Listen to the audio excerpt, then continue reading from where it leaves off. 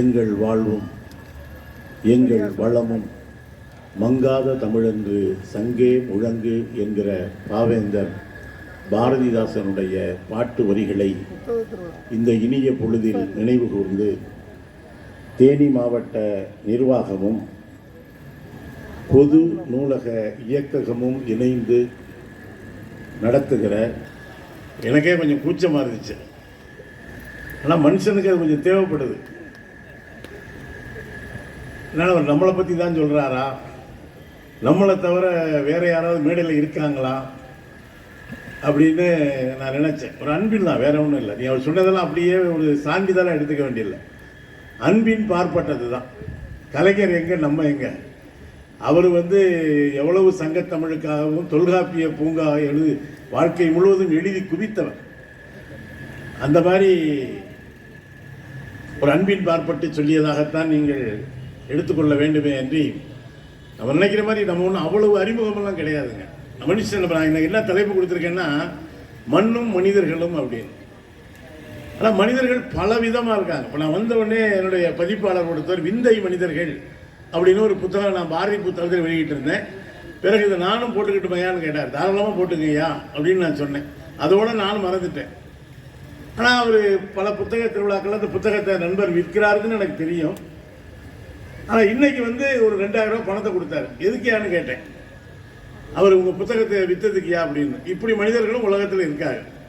ஏன்னா பொதுவாக பல பதிப்பாளர்கள் புத்தகத்தை வாங்குறதோடு சரி, அதுலேயும் இந்த புத்தகத்தில் நான் கலந்து கொள்வதற்கு இந்த மாவட்டத்தினுடைய மக்கள் தொடர்பு அலுவலர் தொடர்ந்து என்னை தொடர்பு கொண்டார். ஒரு மக்கள் தொடர்பு அலுவலர்னு அப்படி தான் இருக்கணும். ஏன்னா சில மக்கள் தொடர்பு, நானும் ஊடகத்துறையில் இருக்கிறதுனால மக்கள் தொடர்பு அலுவலர்னா ஒரு 2 மாதிரி இருக்கணும். ஒன்று, மக்கள் அவங்களை எளிதாக தொடர்பு கொள்கிற மாதிரி இருக்கணும். 2வது, இவர் எல்லா மக்களுக்கும் போய் தொடர்பு கொண்டவராக இருக்கணும். அப்படி ஒரு நல்ல இனிய இளவல். ஏன்னா ஒரு மொழிப்போர் தியாகிகள் குடும்பத்தை சேர்ந்தவர்.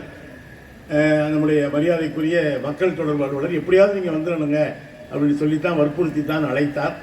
அவர் ஒரு மொழிப்போர் தியாகிகள் குடும்பத்தை சேர்ந்தவர் என்கிற முறையில் எனக்கு மிகுந்த மகிழ்ச்சி. ஏன்னா தமிழ்நாட்டில் 2 மிகப்பெரிய மொழிப்போர்கள் நடந்த மண் நம்முடைய தமிழ்நாட்டு மண். நான் அந்த சம்பவங்களுக்குள்ளே போகலை. அதில் அன்றைக்கு நடந்த ஒரு அந்நிய மொழி ஆதிக்க எதிர்ப்பில் ஒரு உச்சக்கட்ட கோபம் வெளிப்பட்ட மண் என்பது நம்முடைய தேனி மாவட்டத்தினுடைய கூடலூர். அதன் பிறகுதான் அந்த போராட்டத்திலே ஒரு மிகப்பெரிய வெடிப்பு என்பது ஏற்பட்டது என்பது மொழி போராட்ட வரலாற்றை நன்கு அறிந்தவர்கள் அறிவார்கள். கூடலூரில் நடந்த அந்த நிகழ்வுகள் என்பது எந்த அளவுக்கு தமிழர்கள் தங்கள் மொழியை நேசிக்கிறார்கள் என்பதற்கு ஒரு எடுத்துக்காட்டாக அமைந்தது. தேனி மாவட்டத்தின் மீது எனக்கு மிகுந்த மரியாதை. என்னன்னா, இப்போ நான் பிஆர்ஓ சார்ட்ட கூட சொன்னேன், தேனி மாவட்டத்தில் படிக்கிறவங்கள விட எழுதுறவங்க அதிகம் அப்படின்னு. அது ஒரு பெரிய சிறப்பு தான். நான் அதை ஒரு பெருமையாக தான் சொல்கிறேன். அந்த அளவுக்கு நான் கல்லூரி காலங்களில் ஒரு வாசிப்பு உலகத்துக்குள்ளே நுழைந்த பொழுது என்னை பெரும்பாலும் ஈர்த்தவர்கள் இப்போ நிறைய பேர் இருக்காங்க. எங்கள் சக படைப்பாளிகள், நான் மிகவும் மதிக்கிற மூத்த ஆளுமைகள், மிகச்சிறந்த படைப்பாளிகள் தேனி மாவட்டத்தில் இப்போ இருக்காங்க. ஆனால் ஒரு 10 பருவத்தில் கல்லூரிக்குள்ளே நுழைகிற பொழுது அநேகமாக எல்லோரிடமும் பாடப்புத்தகம் இருக்கிறதோ இல்லையோ, நம்முடைய கவிவேந்தர் மு மேத்தாவினுடைய கண்ணீர் பூக்கள் கட்டாயம் வைத்திருப்பார். அப்போ அந்த அளவுக்கு கண்ணீர் பூக்கள் கவிதைகள் அவ்வளவு பிரபலம். பூக்களிலே நானும் ஒரு பூவாய் புறப்படுத்தேன், நான் பூமாலை ஆகலையே, என்னை பொன்விரல்கள் தீண்டலையே என்று அரளிப்பூக்கள் அழுகின்றன என்கிற மு மேத்தாவினுடைய வரிகளும், செருப்புடன் ஒரு பேட்டி. யாராவது இதுவரைக்கும் எந்த கவிஞனாவது செருப்பை பேட்டி எடுத்திருக்காங்களா? ஆனால் மு மேத்தா அன்றைக்கே ஒரு செருப்பை போய் ஒரு திருவர் பேட்டி எடுக்கிறார். அதில் என்ன சொல்லுதுன்னா, நீங்கள் ஏன் இப்படி இருக்கீங்க அப்படின்னு கேட்டால், எங்களை திடீர்னு கூட்டுறாங்க, ஆனால் திடீர்னு கலைச்சி விட்டுறாங்க. செருப்பு மாநாடு எப்போ கூடுதுன்னு தெரியாது, எப்போ கலையுதுன்னு தெரியாது. அந்த மாதிரி உங்களுக்கென்று தனியாக ஏதாவது தத்துவ திட்டம் உண்டா என்று கேட்கிற பொழுது அந்த செருப்பு சொல்லும், நாடு போகிற போக்கை பார்த்தால் நாங்களே மீண்டும் நாற்காலி ஏறி விடலாமா என்று யோசிக்கிறோம் என்று மு மேத்தா எழுதியிருப்பார். அது ஒரு அற்புதமான வரி வரும்.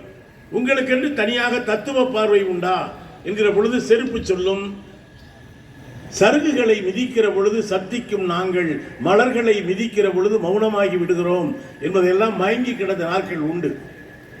அதன் பிறகு நம்முடைய இதே மாவட்டத்தைச் சேர்ந்த மகத்தான கவிஞர் நா. காமராசன் அவர்கள், அவருடைய கருப்பு மலர்கள் இன்றைக்கும் கூட வாழாத மலராக நாக்கா அவர்களுடைய கருப்பு மலர்கள்.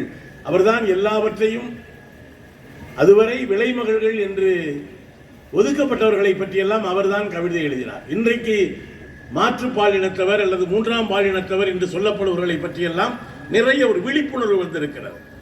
ஆனால் 70களிலேயே அவர்களை பற்றிய ஒரு மனிதாபிமான மானுட பார்வையை முன்வைத்த பெருமை மரியாதைக்குரிய நா. காமராசன் அவர்களுக்கு உண்டு.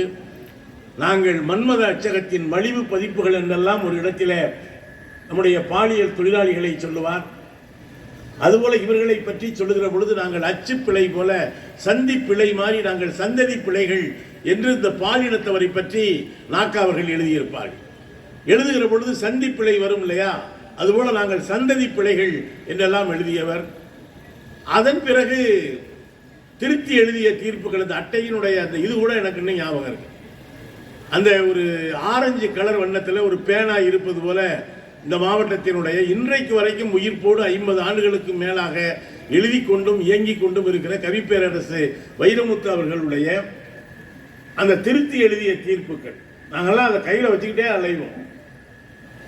அதுல மகாத்மா நீ உன்னையே உருக்கி ஒரு மோதிரம் செய்து கொடுத்தாய், அணியும் பொழுதுதான் தெரிந்தது நாங்கள் விரல்களே இல்லாத தொழுநோயாளிகள் என்றெல்லாம் அன்றைக்கே மிக கடுமையான வார்த்தைகளில் வைரமுத்து அவர்கள் எழுதியிருப்பார்கள். அடுத்தடுத்து வந்தது. நான் தேனி மாவட்ட படைப்பாளிகளை மதிப்பிடுவது என்னுடைய நோக்கம் அல்ல. ஆனால் இந்த எழுத்துக்கள் தான் நம்மை ஒரு வாசிப்பு உலகத்துக்குள்ளே மிக வேகமாக ஆகர்ஷித்தது. அதன் பிறகு நம்முடைய எழுத்து வேறு, பேச்சு எழுத்தெல்லாம் வேறு திசைக்கு போனாலும் கூட ஆரம்பத்தில் இந்த மாவட்டத்தினுடைய படைப்பாளிகள்